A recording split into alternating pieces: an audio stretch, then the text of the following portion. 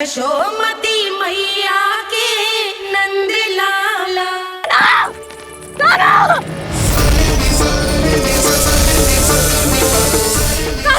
यशोदा, यशोदा रुको। छोड़ दो मुझे। जीजी संभालो, बावली हो गई है। जीजी संभालो। देखो अब कैसे तुम्हारे अस्थियों को तोड़कर छोटे छोटे टुकड़ों में बदल दूंगा मैं।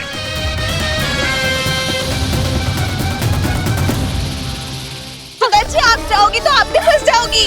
अपने लल्ला के लिए मैं किसी भी संकट का सामना करने के लिए तैयार हूँ। छोड़ो ना यशोदा, हमें कोई और उपाय खोजना पड़ेगा। कोई और उपाय?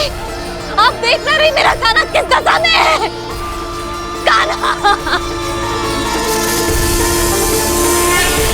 मैया के वश में नहीं है, नहीं तो ये अपने लल्ला के लिए साक्षात काल का भी सामना कर ले। ये तो केवल कालिया नाग है। हे नागराज, आप मेरे प्राण ले लो पर काना को छोड़ दो। ना नागराज, आप मेरे प्राण ले लो, मैं विरोध भी ना करूंगी। ना नागराज, आप मुझे मार दो पर मेरे काना को छोड़ दो। ना नागराज, मेरे प्राण ले लो, हमारे काना से क्या शत्रुता है आपकी। प्रभु के लिए जो प्रेम यशोदा मैया के हृदय में है, वही इन सभी गोपियों के हृदय में भी है।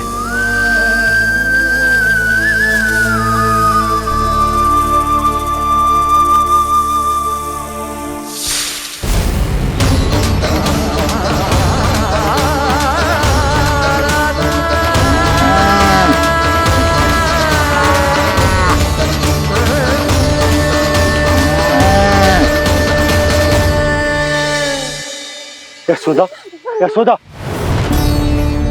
देखो इन गोपियों को, इन गैयाओं को, इन सब के मन में भी तुम्हारी भांति ही ममता भरी हुई। वो सब भी कान्हा से उतना ही प्रेम और स्नेह करती है, उतनी ही ममता से भरी हुई है जितनी कि तुम। तो तुम ही सोचो, जिसके साथ इतनी ममता और इतना स्नेह, इतना प्रेम, उसका कोई क्या कर सकता है? उस कालिया नाग का वृक्ष इस सब आशीर्वादों के सामने कछु न है। कछु करो जी। उसे बोलो वो मेरे प्राण ले ले, मेरे काना को छोड़ दे। यशोदा,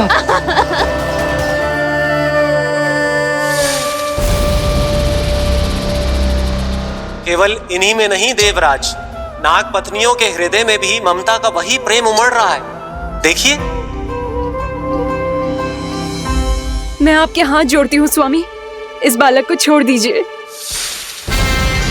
ये अवश्य ही कोई दिव्य आत्मा है स्वामी। हम आपसे विनती करते हैं स्वामी, इस नन्हे बालक को हानि मत पहुंचाइए स्वामी। मेरी पत्नियां मेरे ही शत्रु के लिए विनती कर रही हैं।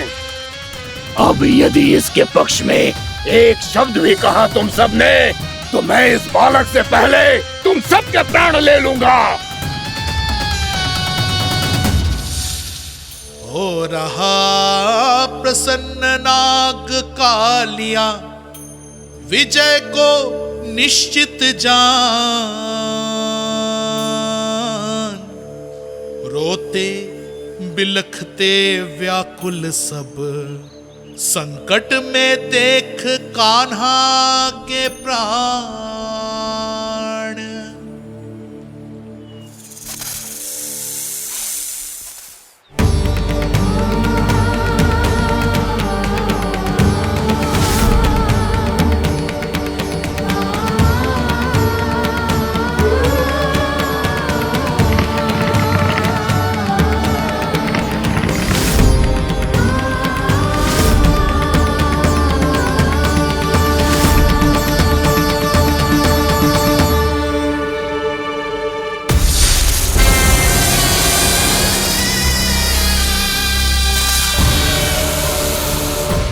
करो जी, मेरे लल्ला को बचा लो, कोई तो कुछ करो। जीजी संभालो जीजी ना। यशोदा, यशोदा तुम शांत हो जाओ, मैं कान्हा को वापस लेकर आऊंगा, मैं रक्षा करूंगा उसकी। ना नंदराज, नंदराज नहीं। कम से कम आप तो समझो नंदराज, कालिया के पास आप जाओगे तो आप भी फंस जाओगे।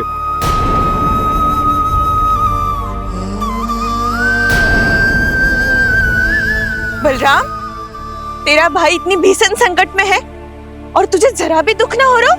क्या आप सब अब तक नहीं समझ पाए कि कान्हा सच में कौन है? छोटे बाबा, आप तो उसका सत्य जानते हैं ना?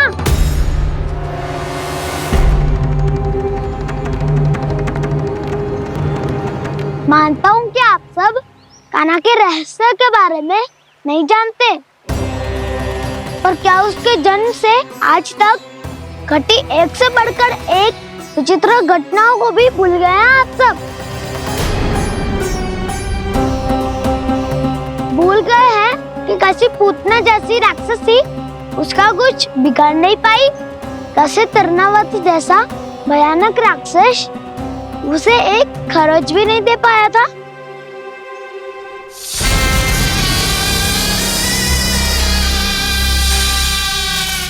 आप सबने अपनी आंखों से देखा था ना, बकासुर से कान्हा की रक्षा करने देवता स्वयं आए थे, पर सत्य तो ये है कि वो सभी देवता भी उस असुर के सामने असमर्थ हो गए थे। तब कान्हा ने बहुत ही आसानी से उस भयंकर असुर का वध किया था, एक ही बार में धराशायी कर दिया था उसे। तो आप सभी सोचिए, बार बार ऐसे असाधारण कार्य करने वाला बालक साधारण कैसे हो सकता है? अब तो आरंभ से ही सारा सत्य जानते हैं छोटे बाबा। रहस्य छुपाने में सदैव कान्हा की सहायता करते आए हैं आप, और आज आप स्वयं ही उसके सत्य को भूल रहे हैं। और तुम सब भी तो जानते हो कान्हा की शक्तियों के बारे में, तो क्या तनिक भी विश्वास ना है अपने सखा पे? बलराम, जे तू क्या कह रहा है? मैंने जो कहा उसका एक एक शब्द सत्य है छोटी माँ। यदि प्रभु की इच्छा हुई तभी कुछ ही क्षणों में सब कुछ अपनी आंखों से स्वयं अनुभव कर लेंगे आप।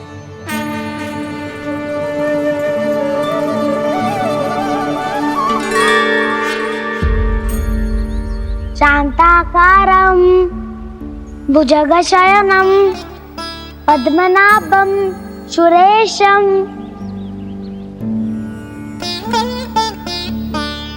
विश्वाधारं गगनसदृशं मेघवर्णं शुभांगं लक्ष्मीकान्तं कमलनयनं योगी वीरध्यानगम्यम्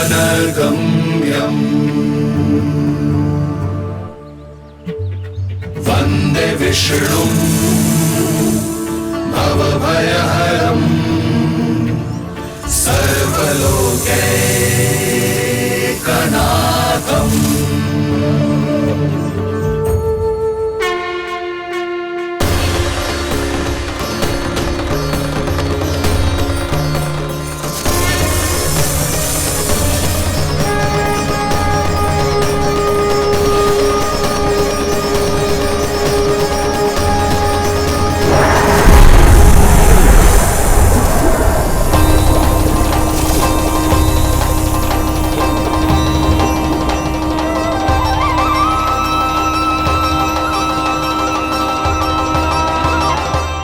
तुझे क्या लगता है बालक कि तू मेरी जगत से निकल गया तो अब बच जाएगा तू?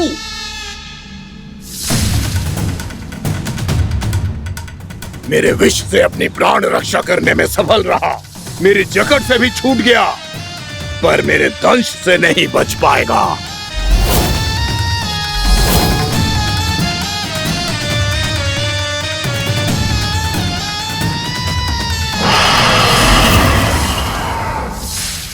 अब भय से भाग रहा है, पर मैं तुझे मृत्यु देकर रहूंगा।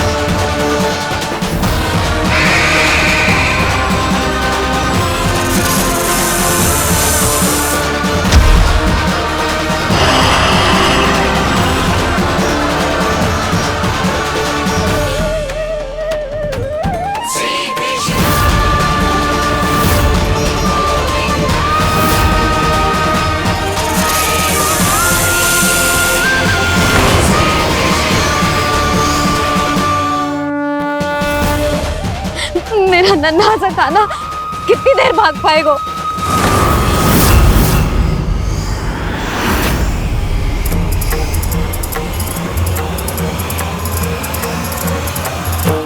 और कितनी प्रतीक्षा करोगे मेरी भक्त कालिया? भक्त नहीं, काल हूँ मैं तेरा। जब अहंकार का मुकुट बुद्धि को ढक लेता है तो भक्त अपने भगवान को भी नहीं पहचान पाता। व्यर्थ की पहेली में मत उलझा बालक। ना मैं भक्त हूँ और ना तू भगवान।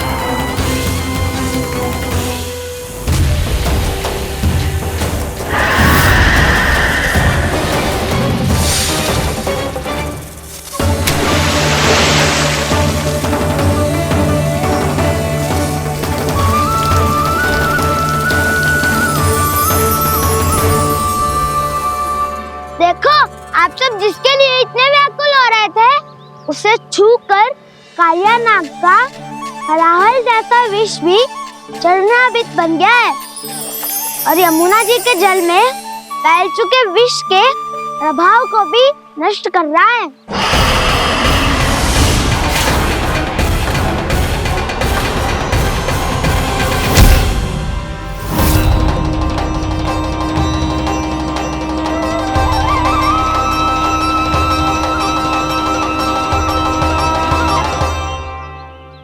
धर्म रक्षक अधर्म विनाशक प्रभु श्री कृष्ण का कौशल सचमुच अद्वितीय है।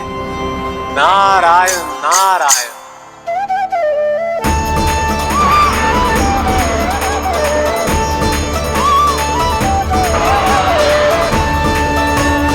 मेरा भाग तुम्हारे भीतर के अहंकार का प्रतीक है कालिया। अब तुम्हारा अहंकार, तुम्हारा अनपान मेरे पाँव के नीचे है और तुम्हारी पूंछ अर्थात तुम्हारे प्राण मेरे हाथ में। अब तुम क्या करोगे भक्त?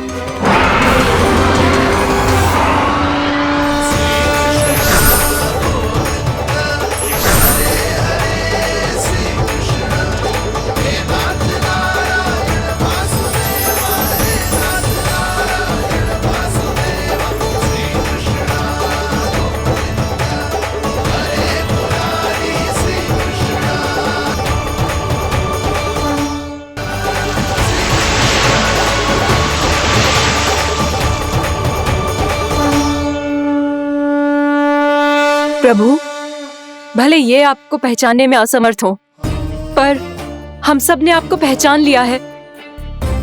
हाँ प्रभु, एक भक्त होने के नाते और एक अर्धांगिनी और माँ होने के नाते मैं आपसे इनके प्राणों की भिक्षा मांगती हूँ। अपनी कृपा दिखाइए और इन्हें क्षमा कर दीजिए। आपके लिए मित्र और शत्रु में कोई अंतर नहीं प्रभु, उसी तरह आपकी कृपा और दंड में भी कोई अंतर नहीं।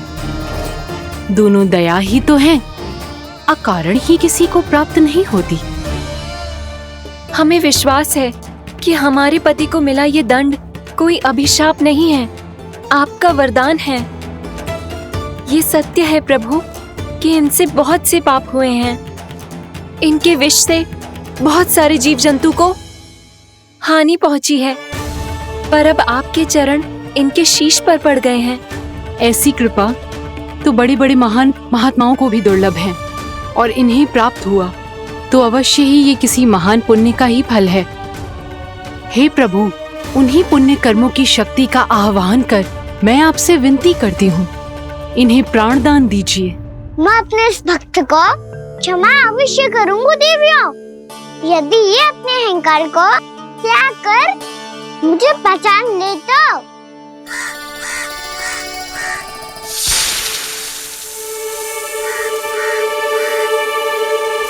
मैं तुम्हें श्राप देता हूँ, जितनी विषैली तुम्हारी जिह्वा है उतने ही विषैले सर्प बन जाओ तुम।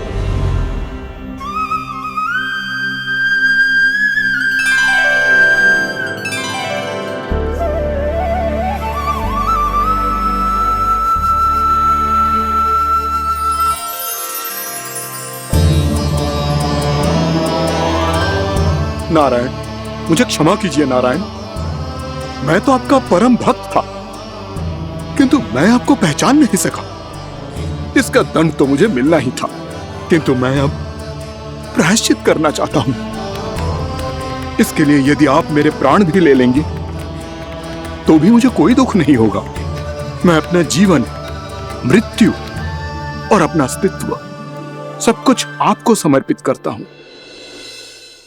तुम्हें तुम्हारी क्रोध के कारण श्राप मिला, जिसे विशाल सर्प के रूप में तुम्हारा जन्म हुआ, और सर्प का तो स्वभाव है विष फैलाना। इसीलिए तुम्हें दंड नहीं दूंगा मैं, सिर्फ सभी अपराधों का पश्चाताप कर लिया। इसीलिए मैं तुम्हें क्षमा करता हूँ कालिया।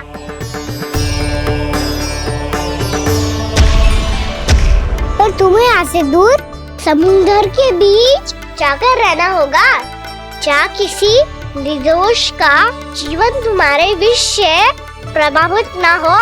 मैं चाहकर भी आपकी इस आज्ञा का पालन नहीं कर सकता। मैं असमर्थ हूँ प्रभु, क्योंकि यदि मैं इस क्षेत्र को छोड़कर गया तो मेरी मृत्यु निश्चित है।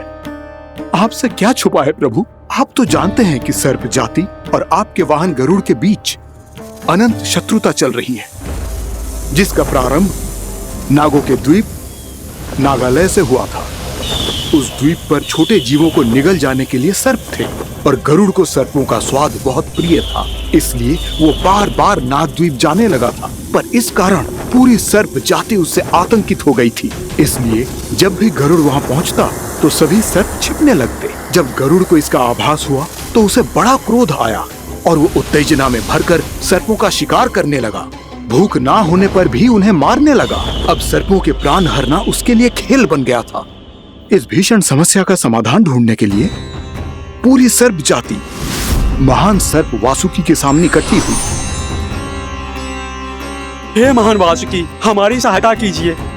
नागद्वीप पर गरुड़ ने आतंक मचा दिया है। पहले तो वो हमें अपना भोजन बनाता था, लेकिन अब हम उसके खेल का साधन बन चुके हैं। भूख हो या ना हो, जब तब आकर वो हमारे प्राण हर लेता है। अनुचित हिंसा के इस प्रथा का आरंभ सर्पों ने ही किया है। पहले आप सबने पूरे द्वीप पर अधिकार कर लिया, फिर आहार के साथ साथ आनंद के लिए भी आप सभी ने निर्दोष जीवों की हत्या की। और जब सृष्टि का संतुलन बनाए रखने के लिए गरुड़ आपको अपना आहार बनाने आया, तो आप सब अपने प्राणों की रक्षा के लिए छिपने लगे। तो फिर गरुड़ का उत्तेजित होना तो स्वाभाविक ही था। नागनाथ, जो हमने अन्य जीवों के साथ किया वही अब हमारे साथ हो रहा है, परंतु ये भी तो सृष्टि के संतुलन के विरुद्ध ही है ना? अवश्य है, इसलिए मैं गरुड़ से चर्चा करूंगा। धन्यवाद प्रभु।